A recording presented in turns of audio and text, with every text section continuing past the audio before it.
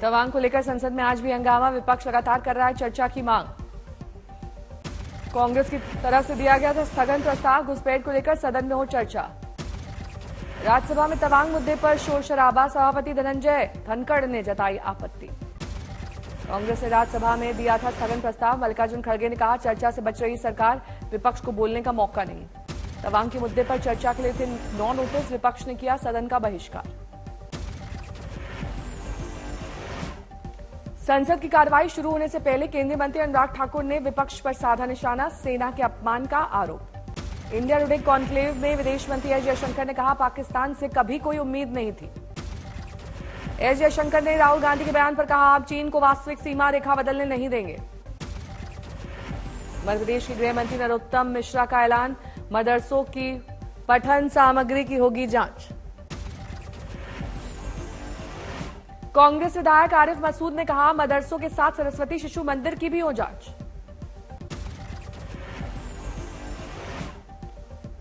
बिहार विधानसभा में आज फिर उठा जहरीली शराब का मुद्दा, बीजेपी का हंगामा। शराब से मरने वालों के परिवार को मदद देने की मांग, परिवार के पालन पोषण और रोजगार के लिए मिलना चाहिए मुआवजा। बीजेपी विधायक पवन जायसवाल ने कहा सरकार को हर हाल में मुआवजा देना होगा। जेडी विधायक विनय कुमार ने कहा बिहार में शराब बंद है, फिर उससे मरने वालों को मुआवजा क्यों। बिहार में जहरीली शराब को लेकर धरपकड़ जारी, अवैध ठिकानों पर छापेमारी।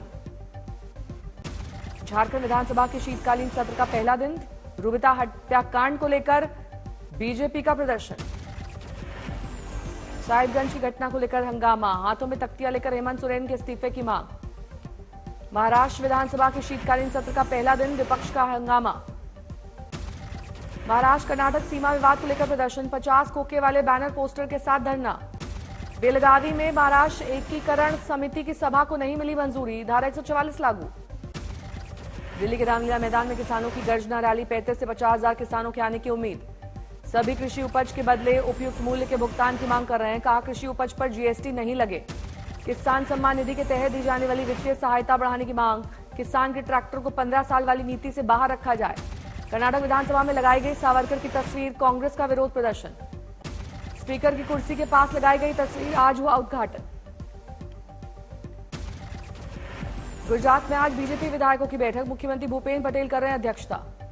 आतंकी संगठन टीआरएफ ने चिट्ठी लिखकर दी धमकी, कश्मीरी पंडितों को बनाया जाएगा निशाना। जम्मू में कश्मीरी पंडित कर्मचारियों का प्रदर्शन, आतंकी धमकी को लेकर विरोध। फारूक अब्दुल्ला ने धमकी को लेकर जताई चिंता, सरकार से मांग कश्मीरी पंडितों को दी जाए सुरक्षा। टॉलीवुड ड्रग मामले में रेती राहुल प्रीत को आज पूछताछ के लिए बुलाया, ईडी ने जारी किया समन।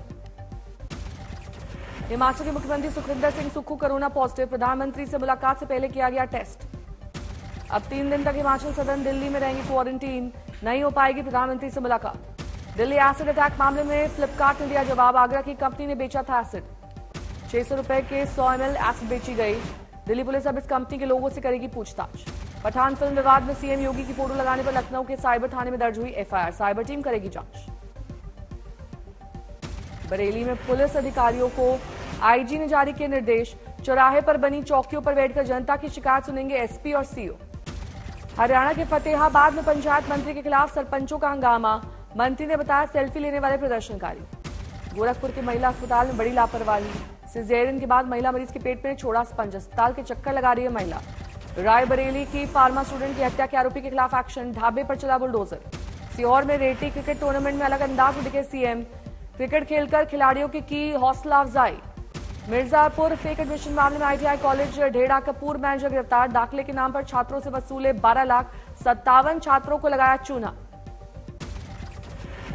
गुजरात के पंचमहल के होम्योपैथी कॉलेज में प्रिंसिपल ने दलित छात्र को पीटा, अन्य छात्र का प्रैक्टिकल जनरल लेकर परीक्षा देने का आरोप। दलित छात्र के परिजनों से ने प्रिंसिपल के खिलाफ दर्ज कराई एफआईआर, मारपीट के बाद घंटों मुर्गा बनाए रखने का आरोप। हापुड़ में धुंध की वजह से हादसा, कई गाड़ियों की हुई टक्कर। हरियाणा के मेवात में स्कूल बस और ट्रक की टक्कर, कई बच्चे जख्मी। फिल्म पठान को लेकर कालचरण महाराज का विवादित बयान, कहा धर्म विरोधी फिल्में बनाने वालों को बना दो भिखारी, फिल्म के बहिष्कार की अपील। फिल्म पठान में दीपिका की भगवा ड्रेस पर हंगामा जारी, बांदा में हिंदू संगठनों ने फूका शाहरुख और दीपिका का पुतला। भगवा को लेकर आप सांसद संजय सिंह का योगी सरकार पर निशाना, कहा भगवा रंग में रंगवा दिए शौचालय।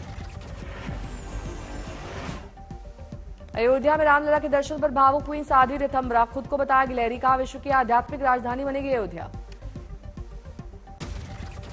आज राजस्थान के अलवर में दाखिल होगी भारत जोड़ो यात्रा। दोपहर 2 बजे राहुल गांधी और खड़गे रैली को करेंगे संबोधित। मुंबई के विक्रोली में तेज रफ्तार से उठने रेंज रोवर को मारी टक्कर, हादसे में घायल 3 लोगों की हालत गंभीर। ईस्टर्न एक्सप्रेस वे पर हुआ हादसा, डिवाइडर तोड़कर सड़क के दूसरी तरफ आई स्विफ्ट, दोनों गाड़ियां चकनाचूर। मुजफ्फरपुर में भीषण हादसा, आपस में टकराई 2 गाड़ियां, बचने के चक्कर में सड़क पर पलटी जेडीयू एमएलसी रेखा कुमारी की गाड़ी, 4 लोग जख्मी। प्रयागराज में बाइक से टकराई तेज रफ्तार कार, 2 चचेरे भाइयों की मौत, 1 घायल। फरीदाबाद में कार चालक की हैवानियत का वीडियो वायरल, जानबूझकर कुत्ते उसके 4 बच्चों को कुचला, आरोपी गिरफ्तार। दिल्ली एनसीआर में आज सुबह दिखा घना कोहरा, विजिबिलिटी कम।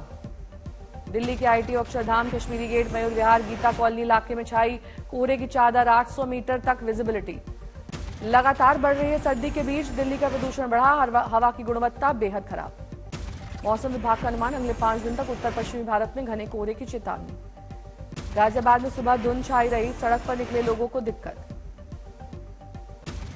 अंबाला के तापमान में गिरावट और शीतलहर जारी, अलाव का सहारा लेने को मजबूर हैं लोग।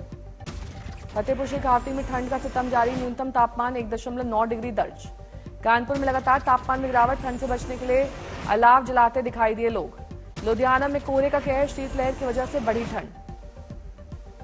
यमुनानगर में कोहरे के कारण कई वाहन आपस में टकराए, हादसे में 4 लोग गंभीर रूप से घायल। बेगूसराय में गंगा में भीषण कटाव, ग्रामीणों में दहशत का माहौल। गंगा किनारे 100 मीटर पर बसे हैं कई गांव, 10 से 15 दिन में गांव तक पहुंच जाएगी कटान।